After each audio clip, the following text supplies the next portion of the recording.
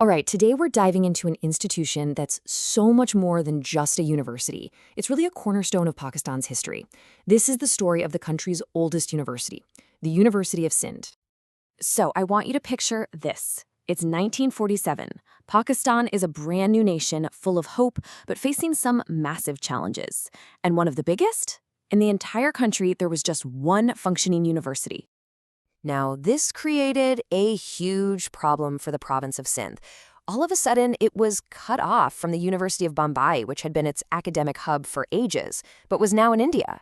So the big question on everyone's mind was, how on earth would Sindh educate its future generations? Well, the answer came in the form of Pakistan's oldest university, a true symbol of learning and progress. And you can really get a sense of the philosophy behind it just by looking at its motto, seek knowledge from cradle to grave. I mean, that really tells you everything about its core mission, a deep, profound commitment to lifelong learning. And this wasn't just some vague idea, it was an immediate priority. The University of Sindh was officially founded by an act of the Legislative Assembly right there in 1947, a foundational step for a whole new era of education in the region. But its beginnings, well, they weren't exactly smooth. The university's early years were a real journey, a kind of nomadic search for a permanent home.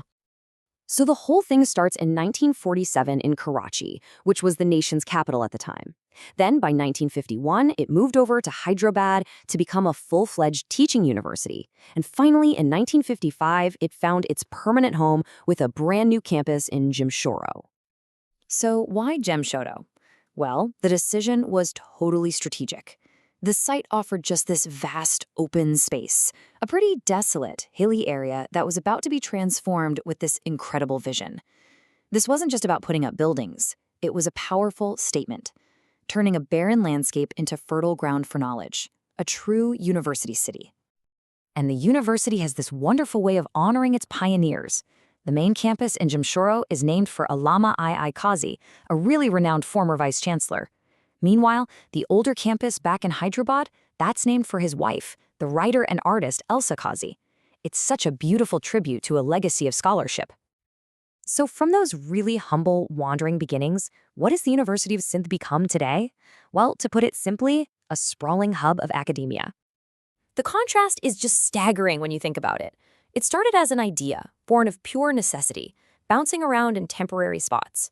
Today, it's the beating heart of Pakistan's largest university city, with campuses stretching all across the province. So just how big are we talking? Get this, over 32,000 students are currently enrolled. That is an incredible community of learners. And of course, all those students need space. The main campus in Jamshoro alone covers 2,300 acres. That is a massive footprint, all dedicated to education and research. And its presence is felt all over the province. Beyond those two main campuses, there are locations in Badin, Dadu, Thata, Mirpur Khas, and the list goes on. Its reach is truly provincial, making education accessible right across Sindh. Okay, so it's huge and it's widespread. But what's actually being taught there? Let's dive into its role as a real hub of knowledge. The academic diversity is just immense. With 9 different faculties, it offers a whole universe of knowledge. We're talking everything from arts and natural sciences to business, law, and engineering. That kind of breadth means it's ready to educate leaders for pretty much every sector of society. Now, one of the absolute crown jewels of the university is its Institute of Sindhology. This isn't just another department. It's a vital center dedicated to preserving the incredibly unique history, culture, and literature of the Sindh region. It's home to one of the world's most important collections of Sindhi manuscripts and folk art, actively protecting a culture that goes back thousands of years. But that deep local connection is matched by really wide-ranging global impact. So let's wrap this up by looking at its legacy, how it has shaped minds at home and built bridges with the rest of the world. The current vice chancellor, Dr. Fateh Mohammad Mari, he summed it up perfectly. He said, "The University of Sindh has produced luminaries in every walk of life." And that just beautifully captures its enduring importance as a place of both knowledge and culture. And when he says luminaries, he's not kidding.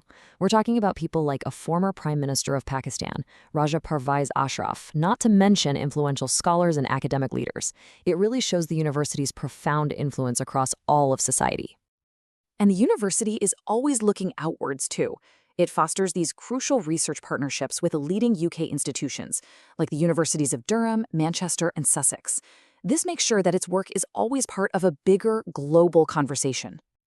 So this all brings us to a final, really important thought. As Pakistan's oldest university, it carries this kind of dual responsibility.